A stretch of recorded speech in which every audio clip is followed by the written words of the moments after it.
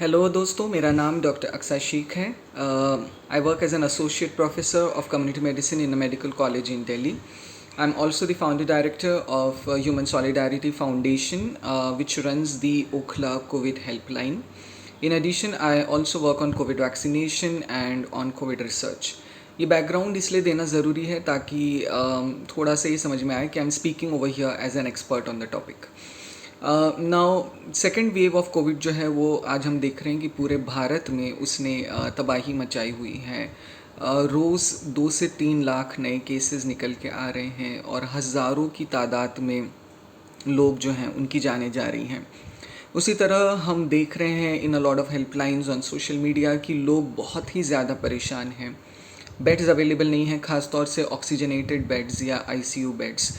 उसके अलावा लोग जो हैं वो परेशान हैं ऑक्सीजन सप्लाईज़ के लिए, लोग परेशान हैं ड्रग्स के लिए. एंड जहाँ ड्रग्स की बात हो रही है तो लोग बिल्कुल परेशान की हद तक पहुँच चुके हैं, जहाँ तक ड्रग्स लाइक रेमडेसिविर, फैबीफ्लू, टोक्लिजुमैब या इन सारी दवाइयों के नाम आपने सुने होंगे.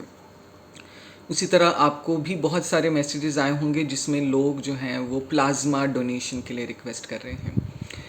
इसमें as a health care professional, as someone who has been working on COVID for the last 1 year, let me tell you this कि a lot of research has been done on these drugs on plasma also. और हमने ये देखा है कि जो plasma therapy है उसको देने से कोई फ़ायदा नहीं हुआ है. जी, आपने ठीक सुना. जो प्लाज्मा थेरेपी जो शायद आपके डॉक्टर लिख रहे हैं या जिसके लिए आप भी अपने डॉक्टर को शायद बोल रहे हो, उससे कोई इम्प्रूवमेंट नहीं होती है. ये एक हार्ड फैक्ट है, इसको हमको एक्सेप्ट करना होगा.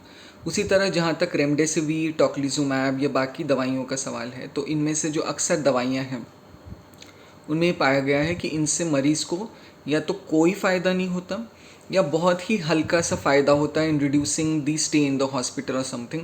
बहुत ज़्यादा मॉर्टेलिटी में कोई फ़र्क नहीं है. यानी कि उसमें से ऐसा नहीं है कि ये दवाई के 6 इंजेक्शन आप लगा देंगे तो आपका पेशेंट बच जाएगा या नहीं लगाएंगे तो आपका पेशेंट नहीं बचेगा. इस गिल्ट के साथ प्लीज़ मत जिए.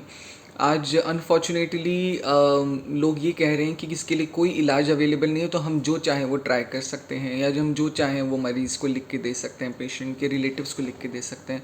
तो प्लीज़ इस ट्रैप में मत फंसिए. Please use the evidence. This is very very important for the doctors. Just because it's a crisis situation, emergency situation, it does not give you a license to prescribe anything that you want, just because you think that it's working, especially when there is evidence that it is not working.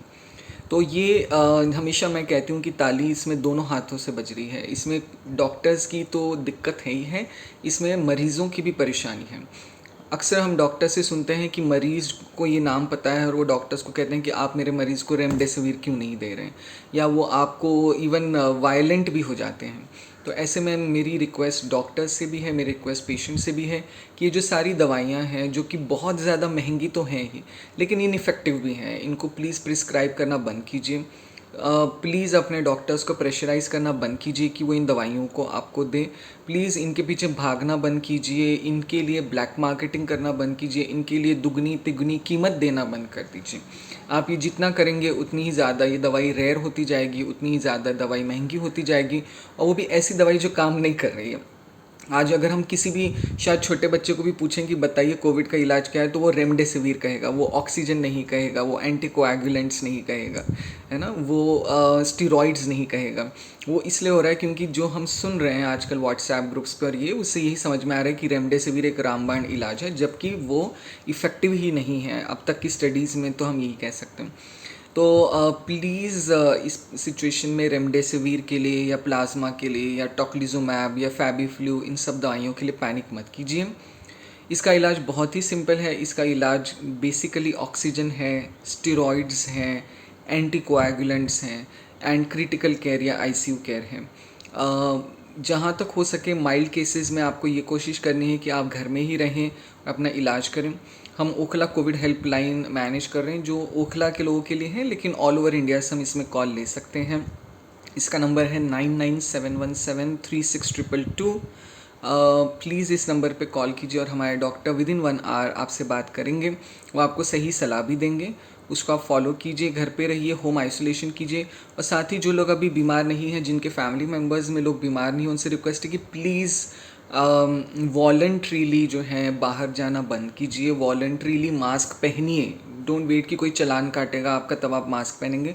Voluntarily mask पहनिए और कोशिश करिए कि at least अगले 2-3 हफ्ते तक अपने behaviour को कंट्रोल करें, ताकि इस डिज़ीज़ को जो है, ये जो सेकेंड वेव आई है, इसको हम काबू में ला सकें। यकीन मानिए बहुत ज़्यादा लोग परेशान हैं जब वो अपने लोगों को अपने आँखों के सामने जो है दम तोड़ता हुआ देख रहे हैं। तो इसमें प्लीज़ आप हमारी मदद कीजिए, और मदद आप कर सकते हैं घर में रह के, मदद आप कर सकते हैं मिस इन्फॉर्मेशन को ना स्प्रेड करके, मदद आप कर सकते हैं खुद अपना ध्यान रख के। तो यही एक छोटा सा मैसेज मुझे आप लोगों को देना था। अगर कोई भी इससे रिलेटेड आपके कमेंट्स हों, सवाल हों, इस वीडियो के नीचे आप उनको ड्रॉप कर सकते हैं, and will try and get back to you. With all this, please remember it's in your prayers, and Allah Hafiz.